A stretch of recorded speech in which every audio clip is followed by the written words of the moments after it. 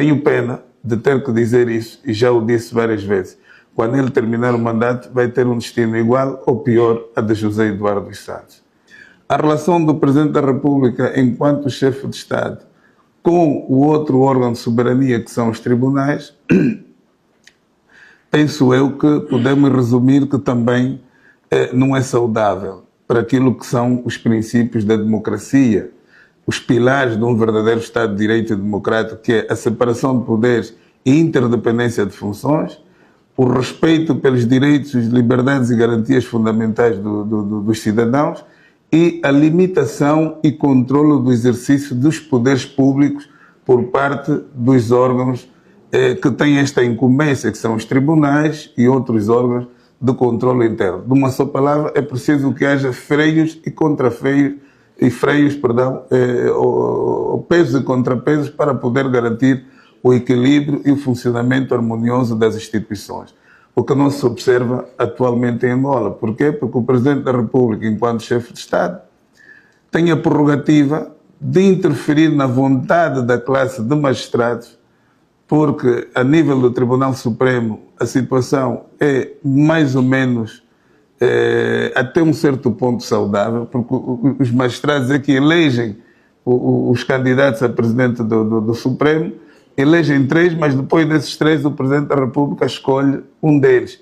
E quando ele aparece a escolher um deles, para mim mata justamente aquilo que seria verdadeiramente uma relação saudável entre o poder executivo, entre o Presidente da República enquanto chefe de Estado e o poder judicial. Eu penso que o melhor sistema, um dos melhores sistemas, não digo o único, seria eleger os magistrados, e aquele que for mais votado, ele só tinha que formalmente nomear e impulsar. Não tem que escolher nenhum. É o mais votado, é o Presidente do Tribunal Supremo. O segundo mais votado é o Vice-Presidente do Tribunal Supremo. O Brasil tem outro modelo, que me parece até ser muito melhor do ponto de vista da separação de poderes e interdependência de funções, que é, não há interferência de nenhum outro órgão de soberania. Há uma regra interna do Supremo Tribunal de Justiça do Brasil que diz quem é o presidente, se é o mais antigo, depois o a seguir, quem vem a seguir, são 2 anos, e o que sai empossa o outro. E, portanto, e assim há uma espécie de presidência rotativa do Supremo Tribunal de Justiça no Brasil, sem interferência de qualquer outro poder, outro órgão de soberania. Mesmo nos Estados Unidos, onde nós temos tido como referência daquilo que é o nosso modelo presidencial, como chamam em Angola, o Presidente dos Estados Unidos não tem poderes absolutos na nomeação de pessoas para determinadas funções. Até próprio Executivo, ele propõe ao Senado, e se não passar no Senado aquela proposta, ele tem que indicar uma outra pessoa. É uma espécie de poder partilhado. E eu penso ser um dos melhores sistemas, porque depois aqui há uma repartição de responsabilidades quando se chegar à conclusão que aquela opção não foi das melhores. Não é? Porque aí não pode... Não, o Presidente escolheu. Não, mas o Presidente escolheu, propôs. E os representantes do povo anuíram. E, portanto, aqui uma interferência da vontade popular no sentido de anuir ou não aquela proposta. Então, as responsabilidades devem ser repartidas também quando estivermos perante o fracasso ou o insucesso daquela pessoa no exercício das suas funções. Nós assistimos ontem a Ministra da Educação, que muita gente já pedia a sua exoneração, a ser exonerada. Mas o modelo, o sistema como está montado, vocês podem mudar de ministros todos os dias, o país não vai para frente nem para trás. Porque o principal responsável é só um. E eu tenho dito, este modelo põe em risco o próprio titular do Poder Executivo. Porque todas as faturas dos erros que se vão cometendo na governação se inscrevem na esfera jurídica do titular do Poder Executivo. Porquê? Porque os ministros de Estado, os ministros e secretários de Estado não têm poderes próprios. Eles praticam atos no exercício de um poder delegado, o que pressupõe dizer que qualquer erro de um ministro foi por orientação de quem? De quem lhe delegou os poderes. Fragiliza a instituição Presidente da República. Coloca a instituição Presidente da República num descampado sem proteção praticamente. E no final do mandato a fatura é tão pesada como nós assistimos no final do mandato do Presidente José Eduardo dos Santos. E vamos assistir também no final do mandato do Presidente João Lourenço. Tenho pena de ter que dizer isso, e já o disse várias vezes. quando ele terminar o mandato, vai ter um destino igual ou pior a de José Eduardo dos Santos. E faço isso como amigo para o alertar que é melhor corrigir o tiro enquanto é cedo, enquanto ele lá está, porque senão vai terminar igual ou pior como José Eduardo dos Santos terminou. Há uma outra questão que é importante também aqui abordar. Só tenho 2 minutos, mas é que o tempo corre assim tão rápido. Acho que o teu relógio não tá bom.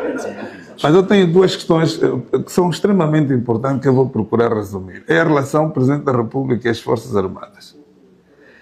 Ora, nós se olharmos para o artigo 108 da nossa Constituição, diz que o Presidente da República é o chefe de Estado, titular do Poder Executivo, não é? E comandante em chefe das Forças Armadas angolanas, número 1 do artigo 108. Mas nós, se formos ao artigo 207, e as normas devem ser... Os juristas não devem ler as normas, devem interpretá-las.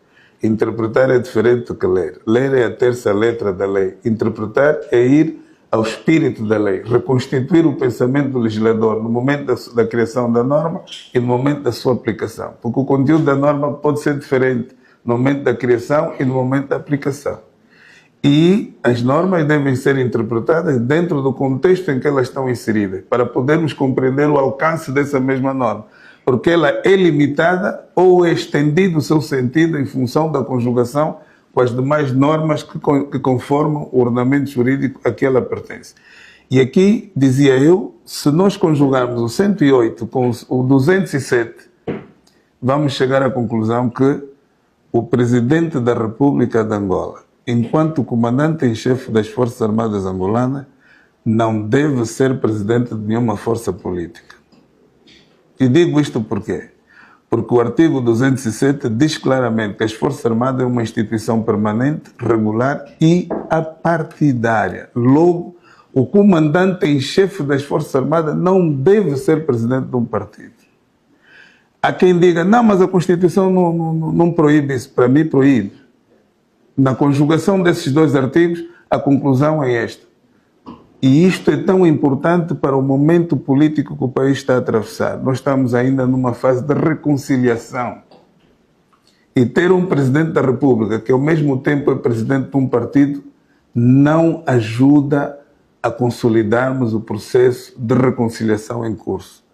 E nós estamos a perder, já perdemos 50 anos de independência, e se não corrigirmos a situação o quanto mais rápido possível, nós vamos perder mais 50 anos sem conseguirmos atingir a verdadeira reconciliação genuína, inclusiva e efetiva. E quando me refiro genuína, no sentido de ser um processo de iniciativa de todos os angolanos, inclusiva, que não deixa nenhum angolano de fora, efetiva, que se reflita na vida da sociedade e de cada um de nós. E aqui nesta sala acredito que ninguém vai duvidar que ainda não estamos reconciliados. Há um temor. Eu estive a conversar com o vice-presidente da UNITA, mas se tiver aqui alguém que é do MPLA, já vai me queixar. Epá, o Sérgio parece que agora é da UNITA. Por quê? Não vi lá conversar com... Abraçaram-se, inclusivelmente. Estão a ver onde é que nós estamos. O problema é a mentalidade. A democracia não se constrói com leis só. É preciso mudar a mentalidade. É preciso criar uma cultura democrática, como disse o que fez a introdução do nosso evento. E isso é que nos falta. Nós temos leis muito boas, mas não temos ainda uma mentalidade nova. Por isso é que eu tenho estado a dizer, nós temos uma Constituição que consagra um Estado democrático de direito democrático, não é? Uma economia de mercado, mas continuamos a agir com uma mentalidade de monopartidarismo.